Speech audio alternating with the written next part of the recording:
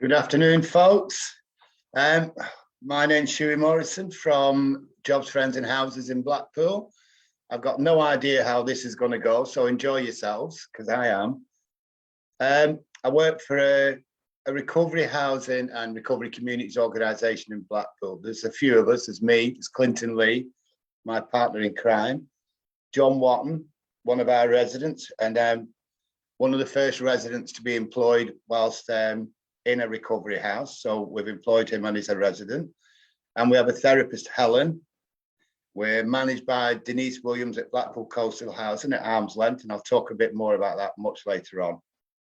So me. So I love me. So I've been an advocate of recovery for many years. I've worked in services for a long time. But most of my time was in what we didn't call them recovery services then, we called them aftercare services. So I was always aftercare coordinators. And so I worked with people who were stable, trying to stay stable, and needed help out there in the world, not in a drug service setting, which I'll come on to when we talk about system change and more about recovery communities. So I'm going to start off this is my version of, if I was queen of the world, this is what I would be looking at. So recovery communities, there's a paper that came out. I've always fought for recovery communities, and I've always been seen as a pain in the arse, to be fair. But I just sort of got it. And I think some people, and certainly champions, get it. You just know what's wrong and what's right for people, because you listen and you're in their community. So I read a paper in 2015, which was called Drug Services Are Not the Gatekeepers of Recovery. And it just about affirmed everything that I already thought and knew. And so I throw this paper at everybody I see. Have you read this? Have you read this? So anyway, recovery communities, how do we build them? So you must start local. When we became successful at JFH, the first thing people said to us, can you go to somewhere else? Can we get you to do this model, say in Preston or Blackburn? And we said, absolutely not. If we do that, we won't know the people. We won't know the workers in housing. We won't know the workers in probation. We'll have no connections. And we won't know any history of the people. We won't know who went to school with each other, who's grown up, who's got kids. So the idea of making a recovery community into what drug services would be, these big corporations, is anathema to me, really. I don't understand it. And I just don't think it should be allowed to happen, but we'll come on to that in a bit more detail. So how do we build them? So it's really quite simple. You have to decide what you want, and then you have to listen to people, and you have to decide what you're able to do. So for me, we started with listening to our families who all lived on estates around Blackpool, all struggling. Kids were mental and not going to school, always going to have teachers wanting to see the parents, trouble with the scripts, trouble with the chemist, money not coming through, all that stuff. So I went to see a woman on Grange Park called Maureen Horn, who's a massive community advocate for her community, for that estate. And she had this little hut, and it was, which could probably be described best as a shithole, but we loved it. And she said, "Yep, you can have it." And it had a playground and gates on it, so it was like a little gated hut. I said, "Yep, we'll have it." And so I went round to the parents and said, "We're going to have this little families in recovery on a Saturday morning. We'll feed people," because you should always feed people, make sure they've had something. Bacon butties, bit of dinner for the kids, didn't cost as much money, and people gave us the money. Services didn't want anything to do with it. They said, you can't do it, you need to risk assess it, you need to, the children will be exposed. When I said, what do you mean exposed? And they said, well, everybody will know they're the children of addicts. I said, have you ever lived on an estate? Everybody already knows. I said, so it'd probably be nicer for them kids to be able to be around other kids whose parents are addicts or people in recovery, and feel a lot better about themselves. So we went ahead, we sat there, nobody came, except a few families, and they came every week. And then it got bigger and it got bigger and it got bigger. Then all the other kids on the estate would and parents would try to get in on a Saturday. We won't let them. We kept it as a recovery community. So from there, we started doing stuff like applying for funding to take the kids to the zoo. Kids in Blackpool had never been to the zoo in Blackpool. So we did things that normal people would do. But people forget communities and people with no money and people that have been through addiction and people that are trying to stay clean, never mind get clean, trying to stay clean. They don't have any money and they don't have access to these things. So days out were important. Then the parents would come to us and say, we really would like a night where there's no kids, which I thought was funny. And they said, we want a night away from them. We have these kids 6.5 days a week, 7 days a week. So I went to see my little friend, Nicola Plum and Freddie Jacks. Nicola runs the lived experience team now in Blackpool and with Stephen Brown and all that crowd. And he wanted to shout out Stephen. That's why I've mentioned his name. So we set up a BRG, Blackpool Recovery Group, and that was on a Monday night and a Sunday afternoon. So people would just come, we'd give them the tea. And that's where people spoke about the problems they were having that they couldn't get any help with from their drug services, which is, yeah, fair enough. Help with benefit forms, help with doctors, help with social care, help. People were just able to talk about the things that were a problem for them. And at the same time, we all kept an eye on each other. So we knew when somebody wasn't well, we knew if somebody was struggling, we knew if, so how do you know that? Because you're in the community. So for us to build a recovery community, you have to be in it and you have to be part of it. That brings with it its own problems. And we'll talk about that with system change later on, because it means you've got to be free with your time if you're working full time, but then there's ways of managing your time. So what do people need? What we found out building recovery communities, they needed a point of access. So that's why when we talk about one-stop shops or just somewhere for people to go, a little building, they need somewhere when, I don't know if people will know, but lads coming out of jail, we've got lads coming out of jail who don't know how to use a mobile phone. They just don't. They literally don't. And they're told that that's how they have to do the benefits. And then if they get one thing wrong on that phone call or a password, by the way, they get cut off. So they don't have a phone, they don't have access to a phone. And if they do have access to a phone, they don't know how to use them. So we have the benefits debate. So people want to come for recovery communities. That's what we need to do, is what are their needs there and then? They need access to benefits. They need access to housing. I mean, you release somebody on a Friday afternoon who's got nowhere to live. I mean, I know there's this massive big charity in prisons. I can't remember what they're called. Somebody might be able to tell me. And don't shoot the messenger. I'm just talking about my experience. I've yet to know somebody who's left prison who they've actually put in a flat when they left. I just have. That's my experience. Now, no doubt somebody will come on and scream at me and want to write me a CEO letter. Well, treat yourself. I'm not in the mood for you. So there's lots of money about to help people. It just seems to be directed in the wrong places. Again, we'll talk about that when we get to system change. The other bit about recovery communities was there is a model on recovery, and I quite like models. I know people go mad about them, but models are guidelines. So if we talk about models, methadone as a guideline works. How it's applied might be a bigger issue for us all to talk about. But if we give somebody methadone, we can stabilize them. If we give somebody methadone and no other support, then they use on top, then we blame them. So I'm not against models per se. So the recovery model was quite clear. And it's set out, it says, build recovery communities separate from drug and alcohol services, invest in CICs, invest in your community groups, and invest in the people. That was it. There's also the inclusion ladder, which, as much as people will understand this, certainly if you've been in drug services, we had this phase where we had the service user groups, where we listened to them all, but really it didn't change anything. So we might ask them, what colour do you want?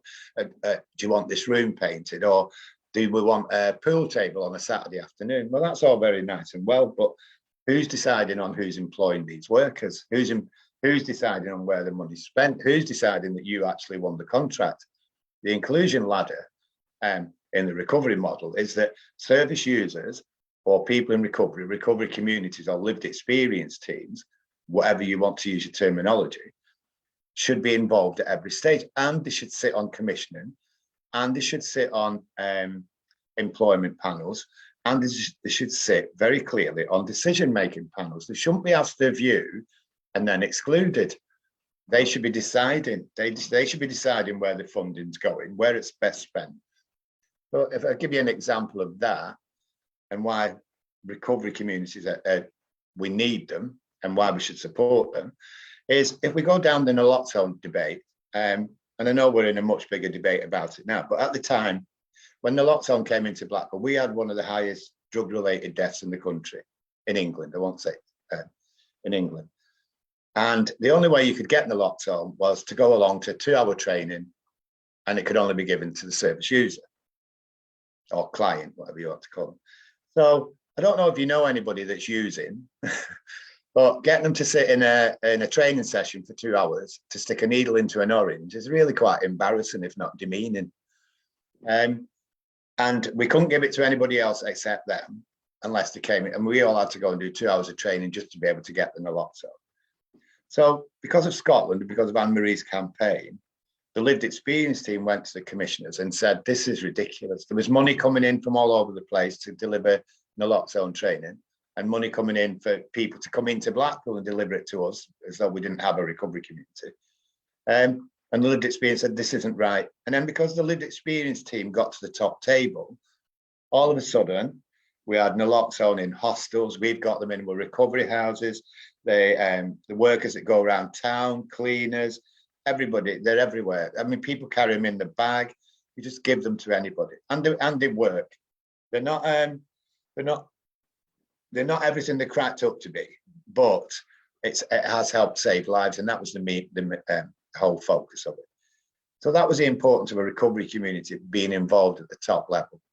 Also, COVID played a big part in certainly how recovery communities are viewed within Blackpool commissioning, because I can only talk about Blackpool.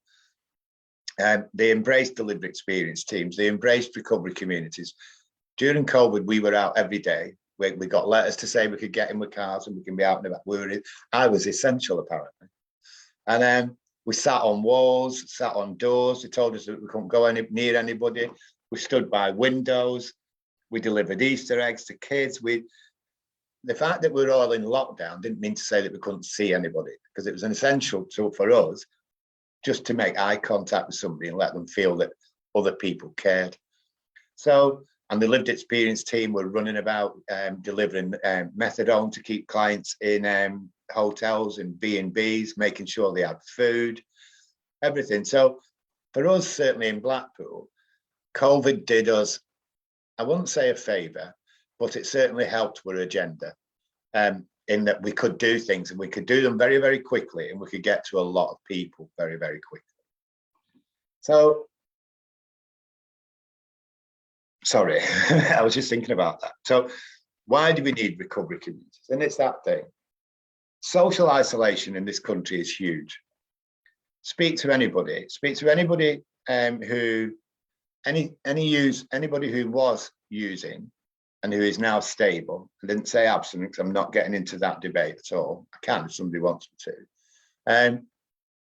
And what we found I'll tell you a little, I like to use examples because it makes it more real. So when I worked at ADS in Blackpool, on a Christmas day, I decided to put a Christmas dinner on. And everybody said, all the managers, everybody said, nobody will come. We've opened at Christmas before and nobody's interested. And we had 30 people showed up. And my Anthony here cooked the dinner here, and we ran it up the street, back and forwards, and fed everybody. So we knew quite clearly that people would say they were all right and that they had something to do. But the reality was they didn't. So every Christmas day now, JFH puts on a breakfast with the help of Nikki from Empowerment. And we put on a breakfast. And they said, nobody will come. People will be at their families. It got that big. We had to reduce the amount of food. We had to stop saying you can have a full English to you can have a bacon butty. But what it showed us was all of them people needed to connect or wanted to connect on Christmas Day. And the other thing for us as workers, and we have to have purpose, was I'd seen them. So I knew they were okay. They might not be okay that night. We're not gods, are we? But we'd seen them in the morning. We'd got our eyes on them, and it's that eye contact all the time. Made sure they were all right. If you could, you'd marry them up with somebody, and other lads would invite them for the dinner, or other girls go and meet each other for dinner. So you knew before you went home and had your dinner that as many people as you could were settled for a few hours at least. And I think for recovery communities, these few hours of relief are huge. It might be you couldn't build a service around it because they'd say, well, are we going to get all these workers in just to do 4 hours? Well, the value we got out of them 4 hours is much more than money, much more than money. So I'm not sure how you, that isolation and loneliness they would have had without it, and feeling that they're not part of anything. So recovery communities are about caring for people where they're at there and then.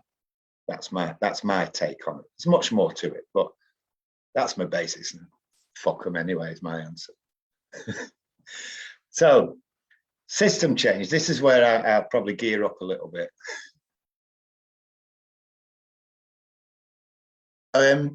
With system change, certainly for us, a lot of people will know, certainly if they work in services, volunteering services, or have a background in services, is we were continually, and it happened to us at JFH, we were continually told that we have to work in partnership. And I've always thought this was quite an interesting concept, is that we all need to work in partnership. Because I found out quite early on that partnership meant, can you help prop up our failing service, or maybe be a bit kinder, our struggling service?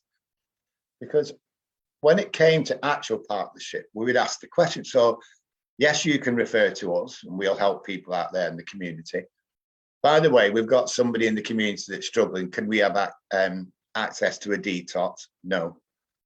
Oh, so I thought we were a partnership. Yeah, but you can't have access to a detox for your client group or residents, whoever. Okay, so we're not a partnership.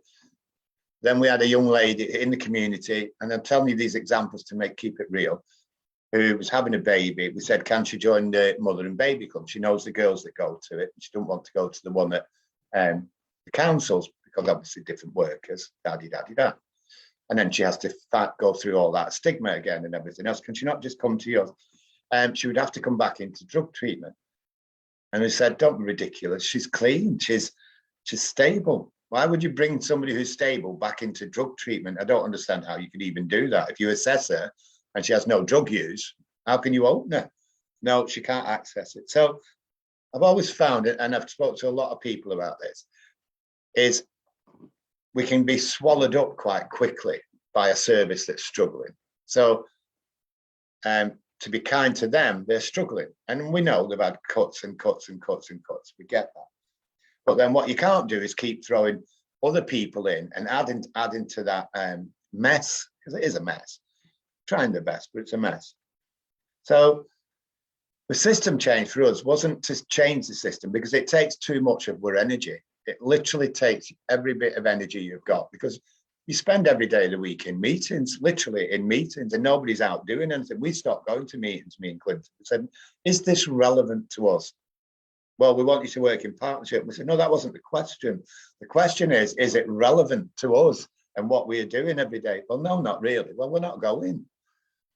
So we went off and decided to build our own little system. And that's the thing about system change, is you go off, you build your own, and very quickly, because we kept our heads down, we didn't go to these meetings. We weren't arguing about who should be doing what. We just did what we needed to do. And plenty of people, so if we talk about our recovery houses, everybody and their mother had something to say about our recovery houses. You need to get them doing this, we need to get them doing that, you need to have a model in place, you need to, and we sort of said, well, all we need to do is support them enough to keep them clean, to get another day in, and another day in. And Sounds quite simple, but it's not. You're dealing with, you know, landing mentality. You're dealing with people with very, very, very, very low social skills. That's not a put down. You know, when you spent most of your life in jails and addiction, behaviour is not really your first priority, is it? How to speak to people or how to react, and all the trauma stuff that comes with that. So we basically told. I'll give you an example of that. We were told to get cook and eat in, to teach them how to cook eat healthily. So we said, that's fine. So can you send cook and eat down at 6:30 on a Wednesday night? No, they don't work night times. And we said, well, that's you. That's us finished with you, because these lads and girls are not going to come in at 12 o'clock to cook with an onion and some sauce. They're not, because really they want a pot noodle. So let them have it until they get to a stage where they'll start enjoying food. And that comes with time where you're taking people out for meals, you're all going for your dinner, you're all going out for breakfast. People learn that they like other stuff, but at the beginning, they're not interested. So everything the systems were set up to do didn't work for us. Smoking cessation, we're told it'd be a good idea to get them to look at smoking. So we said, okay, can the smoking cessation nurse come to the house? No, it has to be what, well, they won't do it. They literally won't do it.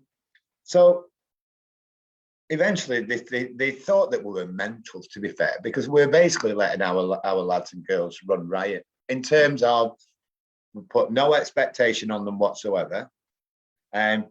If they got really pissed off and had a go at us, we didn't throw them out. We didn't update a risk assessment. We didn't give them a banning order. We knew why they were doing it, because we understood them and we understood how they communicate. We did have, no actual violence was allowed in the houses, because it has to be a safe space for people, or using. That's with 2 criteria: no using, no actual violence. So they left us alone, and we watched them. We watched people coming in from not hoovering, not being involved in the cooking, not cleaning up after themselves, thinking other people could do it. Everybody moaning at us, and we're saying, just leave them. And it's hard to sit back and because we're all from services where we've got to intervene, and we've got to prove that we've intervened, and then we've got to prove an outcome, and then what do we do about the outcome? So you spend your whole life chasing your own bit of paper. So we wouldn't do that. And lo and behold, we left them alone long enough, and they found their feet. They found out that they weren't going to be re-traumatized. They found out that they weren't going to be in trouble, and their own behavior changed. And then there was the other stuff around the volunteering, around going to work, around learning to drive. No, not doing it, not interested. So then they'd see another housemate doing it, and then they'd come to you and say, Shughie, could I do them driving lessons? Of course you can, look. Now they've all got jobs, now they've all got cars. So by watching other people getting well, who they felt more like than us, they had to learn to trust us. And that took a long time. We're talking years for that trust to be built in. But that trust came from our system was that we're here for you. We're not here for anybody else. And, I'll take you out for your dinner on Saturday morning. Oh, what, you're meeting us? Yeah. Oh, we're all going to this recovery event. Are you coming? Well, yeah, why won't we come with you? And not wearing badges. We don't wear badges. When we used to go, it's funny, talk about Stephen Brown again, and system change, how systems just don't work for people. When Stephen came out of prison, and we have a food budget, because we don't want people being hungry in recovery houses, or the other one where they have food banks. I'll never understand how somebody can run a recovery house and have food banks coming in. I don't understand where the money's going on that one, but that's for them to look at. If we look at Maslow's hierarchy of needs, you need to feed people and keep them warm and give them a safe roof. It's basic stuff, this. Anyway, so we all went shopping to Sainsbury's, and honest to God, it was like Cirque du Soleil. They're all running about. They're all meant, how much have we got? How much have we got? Doesn't matter what you got. And Stephen burst out crying because there was too much choice. He just didn't know how to shop. And this is what this. I don't know if anyone's getting what I'm saying. This is where a system doesn't get it, because they were telling us to bring in cook and eat and people to train them up and do. And these lads are crying because they just don't know what to do. Literally didn't know what to do. We had another lad, I won't say his name, and he we gave him the money to go shopping, and we made the fatal error of not being with him. So we all went outside, all stood having a fag, thinking it'd be fine. He came out with loads of crisps, loads of ice, and this was to feed a house of 5 men for a week. Crisps, biscuits, there wasn't a meal, there wasn't even a pint of milk. So we had to learn then that they don't know how to shop. And again, why would they? If all you ever do, if you've been in prison for the last 7 years, all you've done is go to a canteen or go to a little hatch and buy your toffees. So we had to learn. So we couldn't call them stupid. We couldn't say, what have you done with that money? So you have to stop all your values and systems in your head and go, where's he at?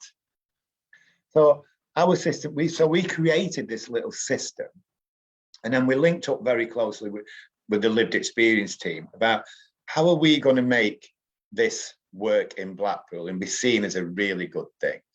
So we have houses, which are abstinent houses. And then my job, or we do the same job, but we all have titles. So my actual title is community support lead. So that means outside of the houses, we'll support anybody.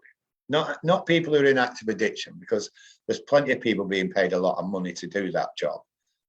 Our job is, what we will do is we'll go out and help people that are stable in recovery and trying to stay stable or trying to sustain that recovery. And so that's where we go into the houses. We'll go and sit with people, and we'll help lads get out of jobs that they're in and get into new jobs. We'll help girls who don't want anybody to know about the histories, get them into new jobs. So we'll work with everybody. So as we said, we kept our head down. The lived experience team, they did really well all the way through COVID. And as we came out of all this, now we're seen as go-to people, not because we're really clever or think we're clever. It's because we know how to do well for our communities, or we know how to work in partnership with communities. So now that we've created our own little system, we don't actually need to be involved in a bigger system. So when people say to us, you need to grow, we say, no, we need to stay where we are. We're going to grow a little bit and maybe one more house, but we're doing what we need to do. We're building these communities. So these girls and lads that we're going and seeing in the houses, we've got them through another day. We've got them through something. But the key to this is they can now get the next woman through, or the next lad through, or the next family through. I speak to a lot of mothers, and I put them in contact. So if I've got somebody that's relapsed, the first person I speak to is the mother. Last mother I met, I put my arms around her. She said, "You don't want to say hello to him?" I said, "No, you're the one that's struggling." So you have to understand who we're dealing with. So we've been really successful. We've been left alone. We've done what we need to do. We're great value for money. Trust me, we're good value for money. We work all the hours God sends. The system would have told us, you need work phones. We said, absolutely not. I've had the same phone number for 15 years. Clinton's had the same phone number for 15. Why would we change that? Because that's the number that people have got. Well, you shouldn't be answering phones at night time. Well, I get work-life balance. And this was the bit that the system doesn't understand. The system doesn't understand work-life balance, because it's that makes you ill. If I'm tired and I go in on, I'll say to Clinton, I'm not feeling this, I'm going home. And he goes, that's fine. In fact, today I've come out and he said, why don't you just have tomorrow off? We're fine. Because we'd had a busy weekend. We've been to the walk. We've done a lot of stuff before.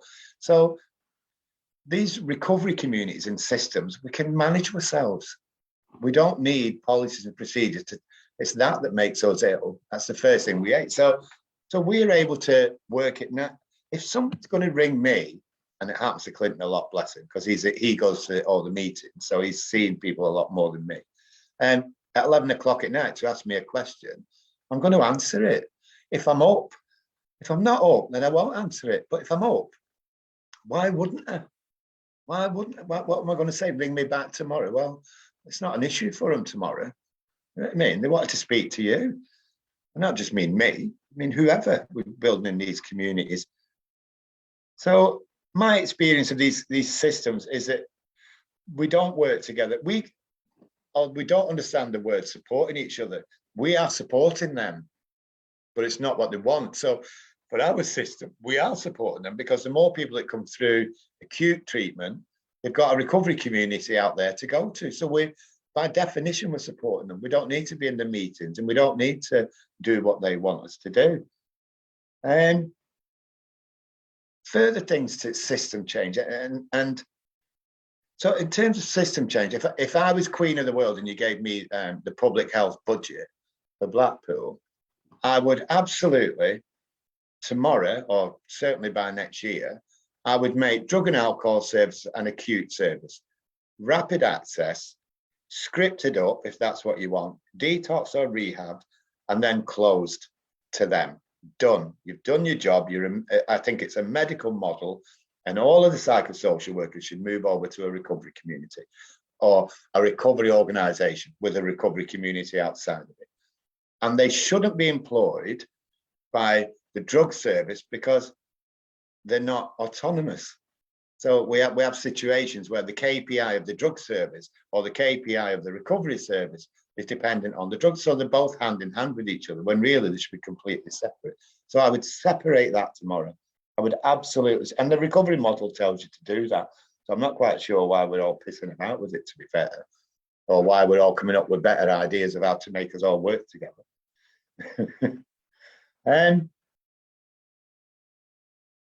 Practice. So what do we know? We know about methadone works. We get that. It can stabilize people. But we also know you need psychosocial interventions, which is your group work, your CBT, access to counselling, not while you're using. I don't understand why you would refer somebody who's using to a counsellor. It's beyond me. I'd sack the person who came up with that idea.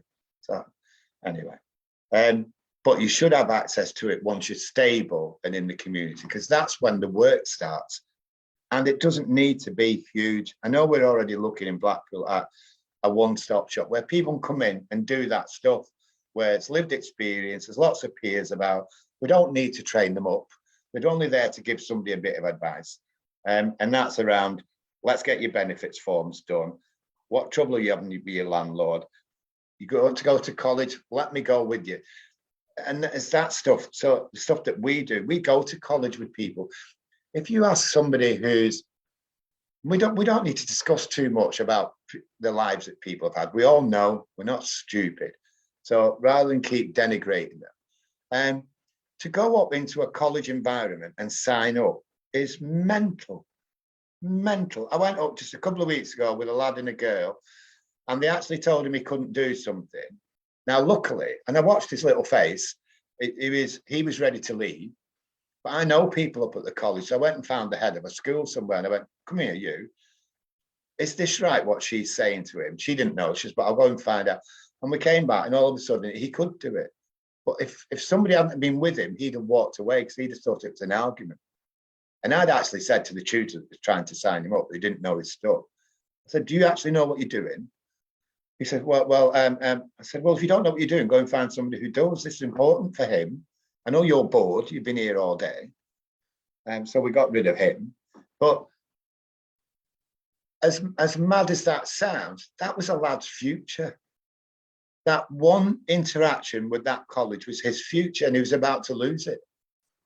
So that's why we go to these places. It's why we go to housing with people. It's why we go to social services meetings with people, because we're taking people out of their world and we're going into somebody else's world. And it's not a very nice world. We all know that. We all struggle with it as professionals, never mind anybody else. So we have to introduce people to it. But then we have to introduce these, everything from these teachers to colleges to social workers. We have to introduce them to you dealing with an individual.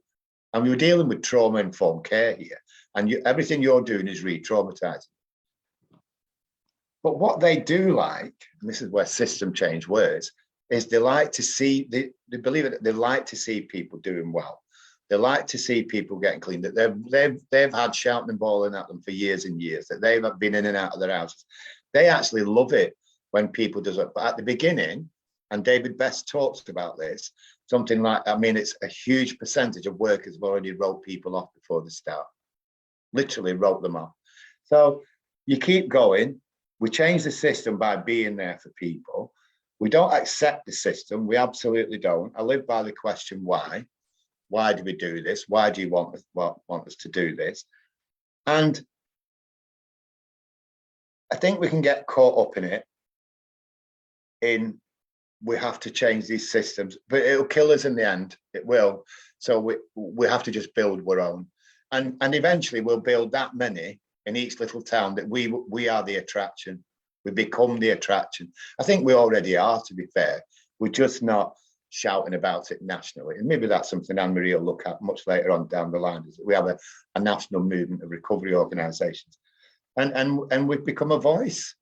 So I don't know if anybody's enjoyed that really, but I've just been waffling on about a load of bollocks, I think. But here's the bit, and it is the bit. So just a really quick thing about me.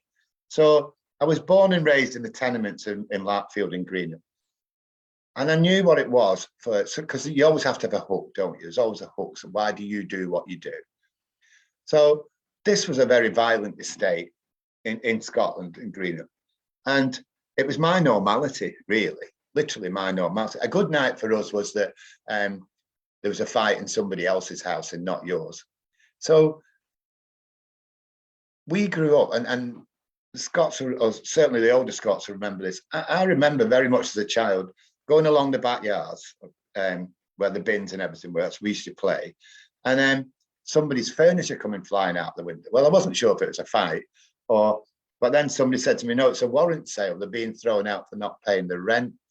And families were literally, the furniture was thrown out the window and the family were on the street. Nobody took us on holiday. Nobody took us to caravan parks. And nobody did anything like that for us. So I always understood what living in a community meant and how hard it was and how hard it could be. But I also understood that these so-called support agencies, and I know they do their best, but I don't see them working at night time and I don't see them working at weekends when they're needed, to be fair. And I think that's a big system change. And I talk about that. You go on any estate, you watch an army of people arrive onto that estate at 9 o'clock in the morning. By 4:30, they've all gone, and then boom, life kicks in. So I told you a bit about me because I don't care what anybody says. I care about people. I really do. I don't give a fuck about people who don't care about people. I'm not interested. I don't even want to be in a room with you. Go away. I think a lot of people who are paid to be in this industry need to fuck off. I do. If they hate it that much or they don't care about people, just honestly move aside, give your job to somebody with lived experience. And when I say lived experience, don't all go, oh, everybody that's out of drugs is going to take the job. A mother's got lived experience. A brother's got lived experience. A friend's got lived experience. Somebody with experience of caring for somebody. That's what I'm talking about. So I will finish with building recovery communities and system changes. Just care for each other, for fuck's sake. It's not, do you know what? It's not that hard. Stick up for each other and advocate for each other and stop fucking using. That's me. You've got anybody? Is anybody actually on? Actually, yeah. You have a big audience out there, Shughie. Oh my God. Like, don't get me wrong. Like, you got a big audience out there. Yeah, I don't have any questions or anything so far, but you did amazing. And I like how you ended it with just care more, just care more for people. Anybody want to ask me anything? Care more for people. I have got a boyfriend, so sorry. Let's see what this.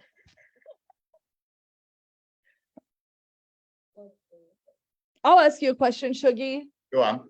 So for people who might want to do more to support their recovery communities who don't know, maybe what would be some like the first steps? Open your mouth, talk to somebody who does. That's it. Talk to, ring us, ring somebody up, ring Red Rose Recovery, ring whoever, ring somebody who does. The first thing in recovery is to learn to open your mouth. Literally, learn to open your mouth. I've always said, when people say to us, oh, we had a bacon butty club once, and people said, what about the vegetarians? And I said, well, open a vegetarian. Do you know when there's something missing, create it. Don't destroy the thing that's already there. Do you know what I mean? So what we'd have got was a load of complaints, so we can't have the bacon butty club anymore. And I said, no, I'm not doing it. You go and open one. And then you create what's missing. So always create what's missing. If there's something missing for your community, I mean, I've got cousins and stuff who've got who got custody of the kids because the partner's still using it. And I remember thinking, where's the club for him? Because he needs to be with other parents that he can talk to around him being stable, staying stable, kids driving him mental, all that stuff. And I had a chat to him. I said, you need to open one. He said, I haven't got the energy. I said, well, trust me, the energy will come. And it does. The energy comes. And you sleep when you need to sleep, by the way. I sleep when I need to sleep. I don't walk around tired. I only get tired when somebody relapses. It floors me. When somebody relapses, it absolutely, I take to my bed because I just know it's the most horrible, heart-wrenching, and I'm not being, well, I can be a drama queen, but I'm not being one. Because I know what's coming for them.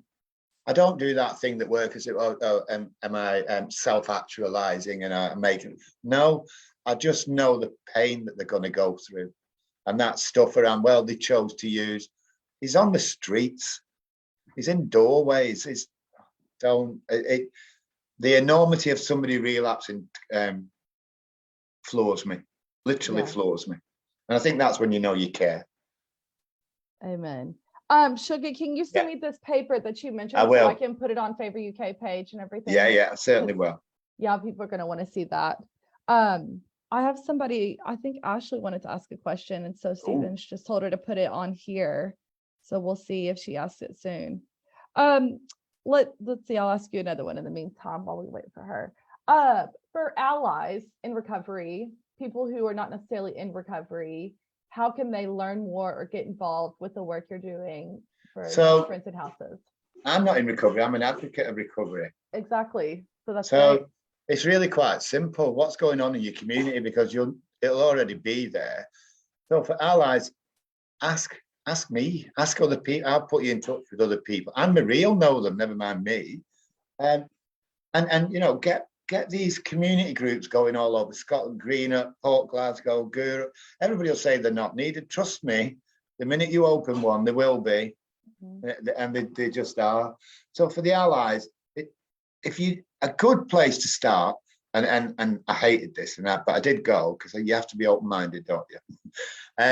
I went to a Families Anonymous meeting, and the other thing that I did is I went to the open NA meetings. So you can go to open meetings and just listen to some addicts or people in recovery and ask them what's missing. So get around people. Most of the allies will probably be to do with families, and it'll probably be that they're trying to support their brothers, their sisters, their fathers, or whoever, but they won't be getting very far with treatment services. So, but then there'll be another family that's not either. So you have to get to them.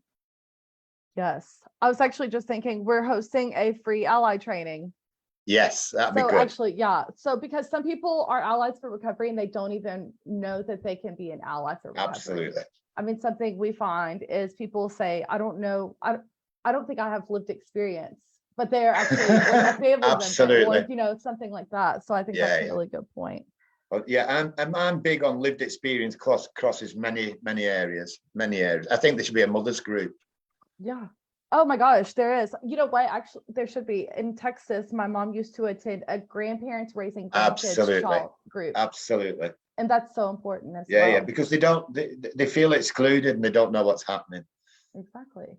Well, I don't see any questions. Right, okay. So if there's anything else you want to say before we let you go, you're fame. Well, hopefully we might see you all in Blackpool at the next recovery walk if we get it.